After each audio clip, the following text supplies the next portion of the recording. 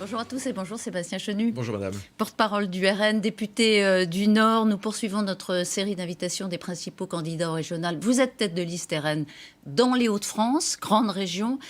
Et justement, le sondage IFOP pour RTL, pour LCI et Le Figaro, à 4 semaines du premier tour, vous donne battu à tous les coups. Le président sortant, Xavier Bertrand, conforte son statut de favori, dans le fond.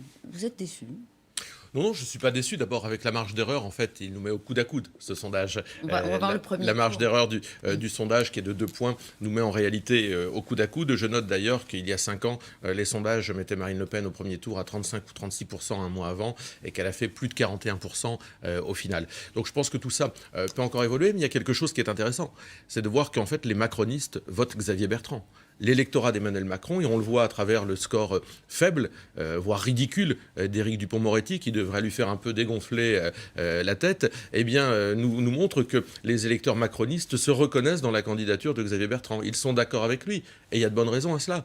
Xavier Bertrand est macroniste. Xavier Bertrand a hébergé dans sa majorité Gérald Darmanin pendant 5 ans. Xavier Bertrand a sur sa liste une vingtaine de macronistes revendiqués, adhérents de La République En Marche, et donc par conséquent, nous sommes face à ce système LR-Macron, Macron-LR, face à nous, qui au premier tour, évidemment, a un score qui est beaucoup plus gonflé que si Xavier Bertrand ne s'appuyait pas sur ses électeurs macronistes. Alors, on va revenir sur tout ça. Il n'empêche quand même, je reviens sur vous, ce qui est un peu décevant, c'est qu'entre un sondage il y a 3 semaines, Ipsos, vous donnant à 32%, et aujourd'hui, 3 semaines, ça n'a pas bougé. Il n'y a pas de dynamique. On va parler du Dupond-Moretti, ça ne marche pas non plus, etc. Mais vous n'avancez pas, il n'y a pas de dynamique. Mais c'est pareil pour tout le monde. Ce sondage n'a pas bougé par rapport à la dernière fois. Non, mais enfin, nous, on a pris 3 points. 29% la dernière fois, 32% aujourd'hui. 3 points. Donc, c'est peut-être pas ce que on vous n'a pas appelez les mêmes références, alors, parce qu'il y avait un Ipsos le dernier IFOP, le 5 mai. le même sondage du même institut il y a quelques mois. Donc, c'est toujours à peu près la même chose pour tout le monde. Et au second tour, quel que soit, le scénario, c'est-à-dire quadrangulaire ou triangulaire, vous êtes battu. Et Xavier Bertrand bénéficie, si la liste LREM ne se maintient pas, d'une forte réserve de voix, pas vous. Non, mais là, c'est encore la même chose. Ce sont encore les mêmes chiffres, avec la même marge d'erreur, puisque les sondages au second tour sont les mêmes qu'au premier tour en quadrangulaire, sont exactement les mêmes. Moi, je crois que nous verrons sur la ligne d'arrivée ce qu'il en est. Moi, la question que je me pose, c'est que restera-t-il de ce mandat de Xavier Bertrand, en réalité? Qu'est-ce qu'il va rester de ce mandat? Rien. Qui peut nous donner d'ailleurs une réalisation concrète, un acte fort, un chiffre fort du mandat de Xavier Bertrand? Aucun.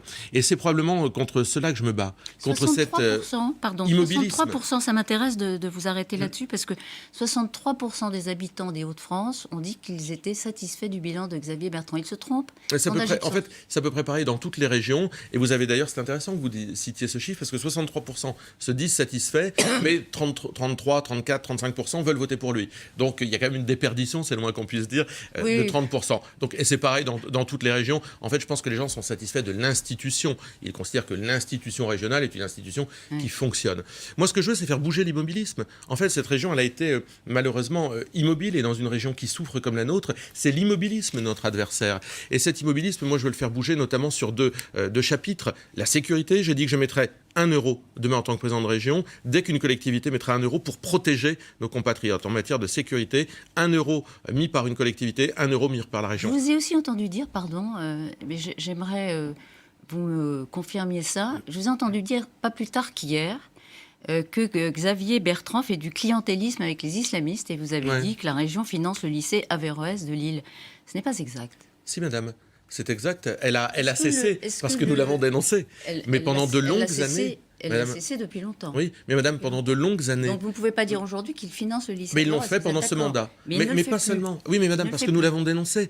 Et parce qu'un ouvrage est sorti. Il y avait même un vice-président de la région, M. Lebas, qui siégeait au conseil d'administration d'Averroès et qui voyait bien le financement avec le Qatar, qui était celui du lycée Averroès. Et la région continuait de financer, malgré nos cris d'orfraie. Et il y a eu ça... Qui sont imposés par la justice administrative. Il y a eu aussi des radios islamistes qui ont des liens avec l'islamisme. Il y a eu aussi des applications pour le halal, encore il y a 2 mois, financées par la région. Tout ça n'a pas vocation à être fait avec l'argent des habitants des Hauts-de-France. Mais cet argent des habitants des Hauts-de-France, justement, moi je veux l'utiliser autrement.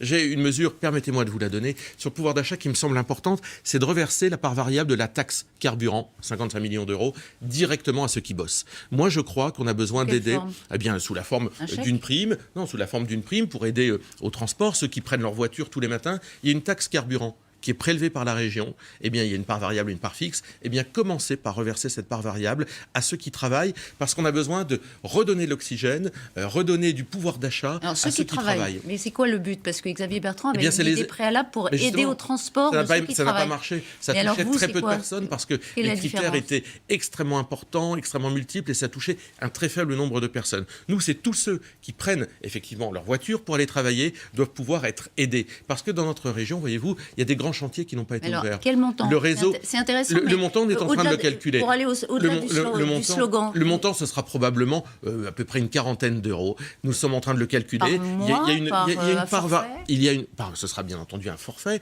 On est en train de le calculer. Il y a 55 millions d'euros. En fait, il y a une masse qui est la part variable de ce que touche la région. Cette masse, nous voulons la redonner aux habitants. C'est du pouvoir d'achat. C'est de l'argent qui doit leur revenir pour s'aider à se transporter, parce que quand vous habitez le bassin minier et que vous travaillez en métropole de Lille, par exemple, ce qui arrive à beaucoup de gens, à des centaines de milliers de personnes, eh bien, vous n'êtes pas aidé, parce qu'il y avait un beau dossier que moi je veux rouvrir, qui est le réseau Express Grand Lille. Eh bien, le réseau Express Grand Lille, qui est une sorte de RER qui alimente qui va du bassin minier à la métropole de Lille, il n'a pas été ouvert, ce dossier. Moi, je pense que notre région, elle a pris du retard. Donc ça sera une des propositions que maintenant il va falloir chiffrer plus précisément. Oui, c'est 55 millions d'euros, 40 euros. On est en train de travailler sur le chiffrage précis. Moi, sur la périodicité, sur les cibles. Absolument. Tout ça sur les cibles, je vous l'ai dit. Mais on est en train... Non, c'est pas vague du tout. C'est une annonce que je vous fais. Il y a 55 millions d'euros qui seront redistribués aux habitants des Hauts-de-France. On le retient. 55 millions d'euros, taxe carburant, à ceux qui travaillent. Un mot encore sur ce sondage qui est intéressant pour LCI et Le Figaro. Comment et qui vous allez mobiliser pour le second tour? Elles sont où vos réserves de voix? D'abord les abstentionnistes, madame. D'abord, toutes ces personnes qui ont fait le choix aujourd'hui de ne pas aller voter, de douter du fait de l'utilité d'aller voter. Moi, je crois qu'une région, c'est pas une île, si vous voulez. C'est pas un moment, simplement une politique qui est déconnectée du national. Moi, je pense que c'est l'opportunité pour beaucoup d'habitants d'aller exprimer leur volonté de changement, de dire ici il ne s'est rien passé. On n'a pas vu de différence avec la politique d'Emmanuel Macron. Ici, tous les radars, malheureusement, sont au rouge. Donc il faut changer de système. C'est ce que feront aussi les habitants en 2022 avec Marine Le Pen. Éric Dupond-Moretti, il n'y a pas d'effet de l'engagement du garde des Sceaux dans la campagne. Le score LREM reste à 10. Pourquoi? Parce que Éric Dupond-Moretti se contrefiche de la région. Enfin, pensez-vous qu'il soit sérieux qu'un garde des Sceaux vienne une fois le week-end de monter sur un terril, insulter l'ensemble des électeurs du Rassemblement national avec la vulgarité qu'on lui connaît, reparte à Paris, mener une politique laxiste? Il dit je combats le RN, voilà. Non, mais il combat avec l'insulte au bord des lèvres. Éric Dupond-Moretti arrive, il insulte, il dit je vais combattre le fascisme à main nue, moi seul, je vais les faire reculer. Éric Dupond-Moretti repartira comme il est venu, aussi ridicule qu'il est venu. On ne vient pas le week-end s'adresser aux habitants et insulter une grande partie d'entre eux, ce n'est pas sérieux. Éric Dupond-Moretti n'est pas un homme sérieux. Alors, c'est un homme qui a grandi à Maubeuge, donc il n'est pas parachuté, il est attaché à sa région, il a été un grand ténor du barreau, il est garde des Sceaux, mais... c'est pas le Premier ministre qui fait campagne, Sébastien Chenu. Peut-être que si un jour vous êtes au pouvoir et qu'il y a des élections intermédiaires, il y aura des ministres RN qui feront campagne. Ce n'est pas ce que j'ai dit, madame. Je vous ai pas dit qu'il n'était pas né dans le Nord. D'ailleurs, je dis simplement qu'il n'est pas sérieux. Il n'a pas le droit de faire campagne parce qu'il je n'ai pas dit qu'il n'avait pas le droit de faire campagne. J'ai dit qu'il n'était pas sérieux. Je pense qu'Éric Dupond-Moretti n'est pas un homme sérieux. Il n'a pas de projet pour notre région. Je ne l'entends jamais. Voyez-vous, moi, je viens de vous parler de la taxe sur les carburants. Quelque chose de très concret. Évidemment, c'est peut-être pas une disposition intellectuelle, mais au moins ça a du concret dans la vie des gens. Mais Éric Dupond-Moretti, pas une seule fois, nous dit quel est son projet pour notre région. En fait, il n'en a pas. Son seul ennemi, c'est le Rassemblement national. Eh bien, moi, je n'ai pas d'adversaire en tant que tel. Moi, je souhaite que notre région, elle se redresse. Je serai le président de tous les habitants même s'ils ont voté pour Éric Dupond-Moretti, je serai leur président. Même s'ils ont voté pour Xavier Bertrand et Gérald Darmanin, je serai leur président. Moi, voyez-vous, je ne mets pas à l'index des habitants en fonction du vote qu'ils peuvent avoir. Ils méprisent les électeurs, ils méprisent vos électeurs. Mais ils les détestent. Ils les insultent. Ils les détestent. Il parle du Rassemblement national, pas des électeurs. Mais vous dites, c'est pareil. Le Rassemblement national, il est soutenu par des électeurs. Ils se sentent insultés par. C'est le moins qu'on puisse dire. Ils vous le disent ? Ah mais oui, les habitants nous disent. Et d'ailleurs, se pose la question, que vient faire Éric Dupond-Moretti au moment où notre justice a tant à faire, au moment où la situation de la justice dans le pays est si difficile, que vient faire Éric Dupond-Moretti en haut d'un terril ? En région PACA, il y a eu évidemment des remous, comme vous le savez. Est-ce que vous dites clairement que Éric Ciotti, qui s'est désolidarisé de la ligne de son parti à l'égard de Renaud Muselier, il n'a pas voté pour le soutien, lui, en conseil stratégique de LR. Est-ce que vous lui dites venez, retrouvez-moi. Est-ce que d'ailleurs vous lui parlez à Éric Ciotti ? Oui, bien sûr. D'abord, c'est un collègue de l'Assemblée nationale. Oui. Vous savez, nous avons beaucoup de collègues à l'Assemblée nationale qui sont probablement, à l'image de certains Français, perdus, qui ne reconnaissent plus leur famille politique d'origine. Éric Ciotti, bien sûr, nous lui tendons la main. Vous l'appelez là-dessus ? J'ai pas eu l'occasion de l'appeler, mais je lui dis, à travers finalement cette émission, je lui dis que évidemment sa place est dans le camp des patriotes, dans le camp des républicains, dans le camp de ceux qui pensent que la nation... Mais j'espère qu'un jour, des gens comme Éric Ciotti et d'autres, Nadine Morano et d'autres, répondront à notre appel. Bien sûr, je pense que c'est la situation de la France qu'il nécessite. Quelques questions importantes quand même qui concernent aussi la période. La vaccination contre le Covid-19 ouverte à tous les adultes à partir du 31 mai. C'est 2 semaines avant ce qui était prévu. Il n'y a plus de soucis de livraison. Très bonne nouvelle. La campagne, vous avez longtemps dit que c'était un fiasco. Vous le maintenez ? Oui, ça a été quand même largement un fiasco. Moi, je pense que ça fait longtemps qu'on aurait dû ouvrir à tous. Est-ce qu'on commence à réussir ? Est-ce qu'on commence à réussir ? On verra à la fin du mois de juin où nous en sommes. Moi, je pense que ça fait longtemps qu'on aurait dû permettre à tout le monde, et en particulier à ceux qui travaillent, de se faire vacciner rapidement, parce qu'on a besoin d'eux, tout simplement, parce qu'on a besoin d'eux pour faire tourner l'économie. Donc oui, le gouvernement s'est beaucoup abîmé, s'est beaucoup planté dans cette campagne vaccinale, et aujourd'hui, il est temps d'accélérer. L'article 24 dans l'actualité aussi, qui a été censuré par le Conseil constitutionnel, c'était un article phare, d'ailleurs renuméroté, 52, de la loi sécurité globale. Gérald Darmanin a, dans un tweet hier, dit qu'il allait réécrire, évidemment, très vite. Oui, vous savez, on a un problème. On a quand même un problème dans ce pays, c'est-à-dire qu'à chaque fois qu'on veut prendre une disposition qui, à travers nous, les représentants du peuple, les députés, qui puisse protéger la police, qui puisse protéger les Français, eh bien souvent le Conseil constitutionnel vient de retoquer cette disposition. Alors il y a 2 solutions, où on accepte de se soumettre, où on fait évoluer la Constitution. Moi je pense que sur un certain nombre de problématiques, notamment les peines planchers, il faudra faire évoluer la Constitution. Mais la deuxième part du problème, c'est qu'on vient de dire... Avec un référendum ? Pourquoi pas, avec un référendum, pourquoi pas.